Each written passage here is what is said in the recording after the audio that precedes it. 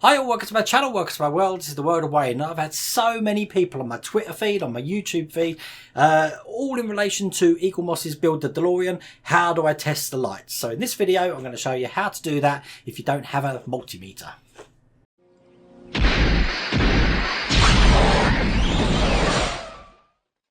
Okay, the easiest way to check your electrics for this unit is to get yourself one of these and wire it up and just check the circuitry and stuff like that. But I know everyone hasn't got one of these. What you have got is the base unit here has already got a battery pack in it, which is quite cool. And obviously that's powered by the red and black wire that's coming up here and goes into here. See, can you see that on the top camera? It's got plus and minus on it.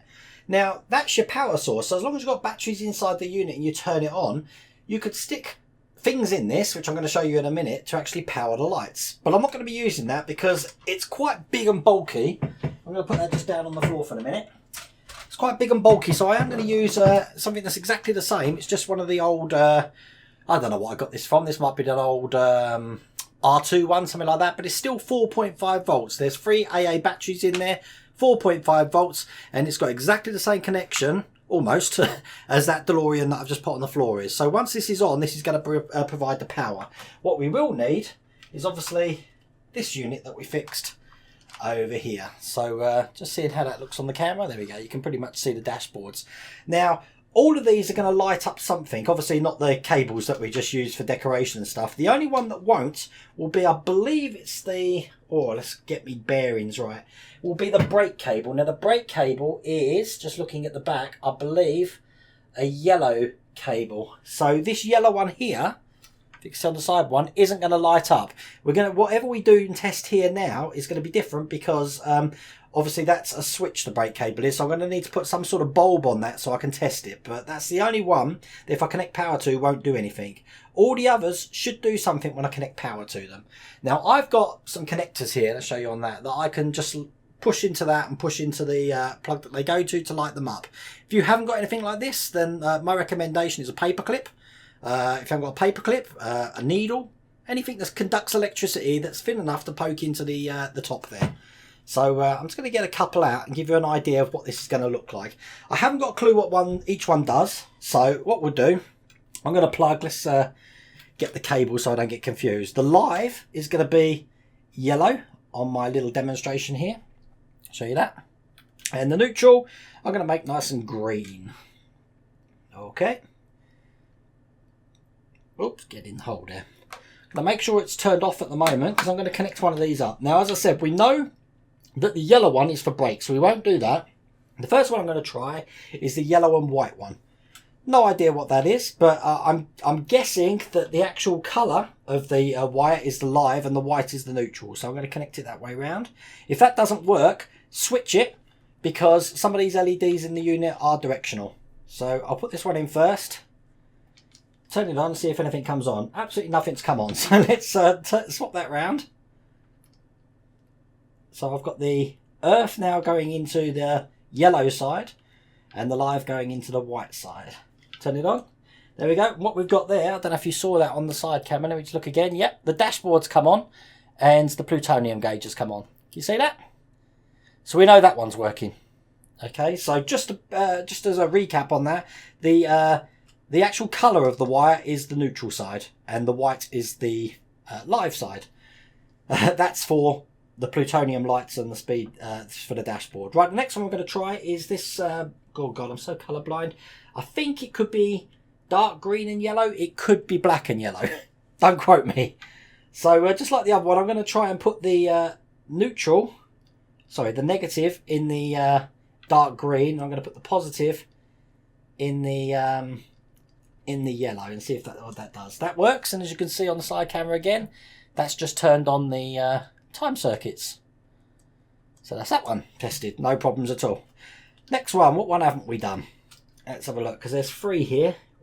We've got okay, this is the orange and yellow one. Orange and yellow is for the 88 mile an hour speedo, this white thing on top here. Let's see if we can get that to light up. So I'll plug this in, turn it on again, there we go, and that lights up as well. Can you see that? So we know those 3 are working. Okay, to test the brake light, it's slightly different because we've got to make a full circuit, including an LED. Now, these LEDs, you can get them for like, I don't know, 10 for £1 on eBay or stuff like that. Or just pick one up from an old toy and just snap it off. Just remember that the longer end is the positive end and the shorter end is the negative end. So what I'm going to do is I'm going to connect once again the positive end of this battery, so the red one, which on this one goes red coming out of here, if you can see that. Then it goes into green. So that green one, let's have a look, will be going on the positive end. The negative end will be coming out of this unit. Let's put this on a different lead here. So it'll be coming out the black, going into a grey lead. There we go. Look, we've got grey and green. How similar do they look? That'll go into the negative side, just like so. Then we'll come out of the positive side using this lead here into, oops, one of them's fallen off, into the switch over here, which is the yellow one. Doesn't matter what side, because that switch completes either way round. It's this bit that's the directional bit here.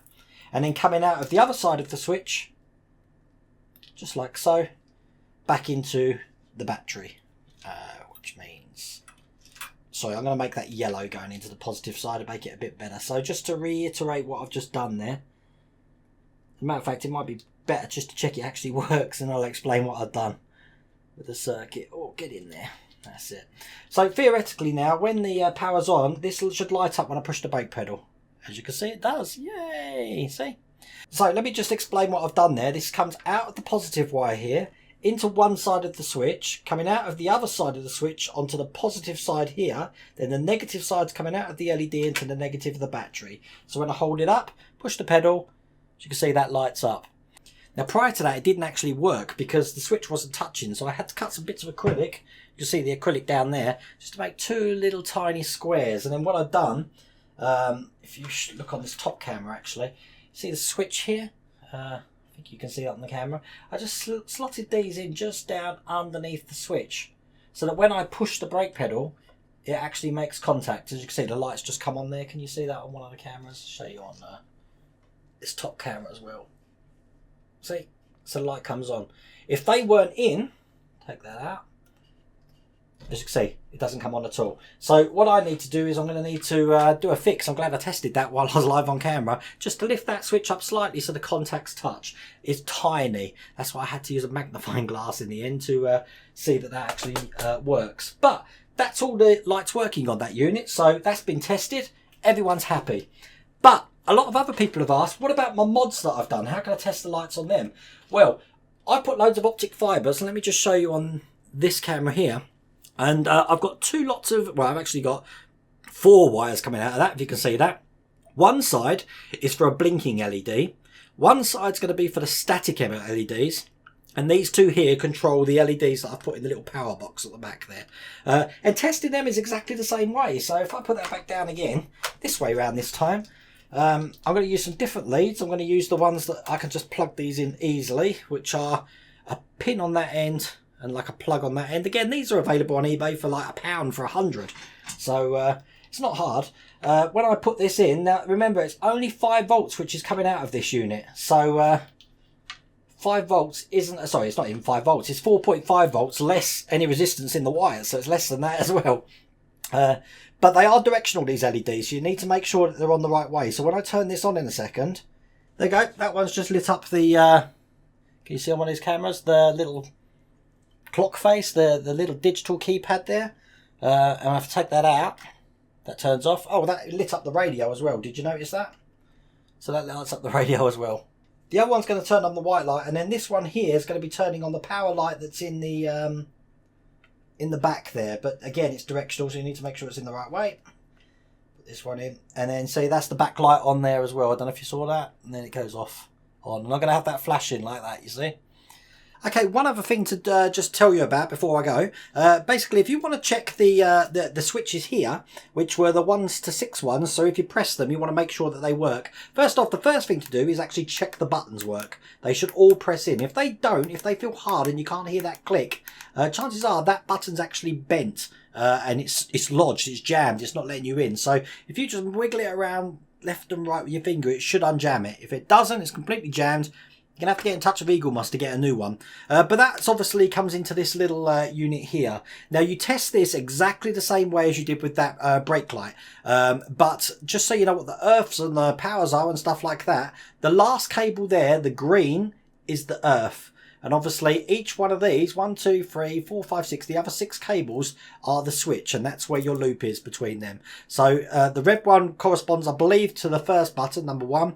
Then you've got, oh God, my colour blindness, then brown I think it is, then black, then yellow, then grey, then white, and lastly the green one you wouldn't need to test because that's the negative, but that's how you make the loops. That's how you test that one. I haven't actually well, I did test it with a multimeter for that one, I'll be honest with you. But it's more important to check the switches rather than this end, I believe, because I did have a faulty one of these with the switches, but I thought I'd bear that in mind as well, let you guys know just in case you got the same problem. Hope that's a little bit of a help to get you tested on this without having to use one of these. But it does require you getting either a battery pack or plugging in the battery pack of your unit and then using these cable-y things or paper clips or whatever you need. Paper clips and needles are going to be a lot fiddlier than that was, that's for sure. But that's how you test the unit. Hope you like that video. Take care.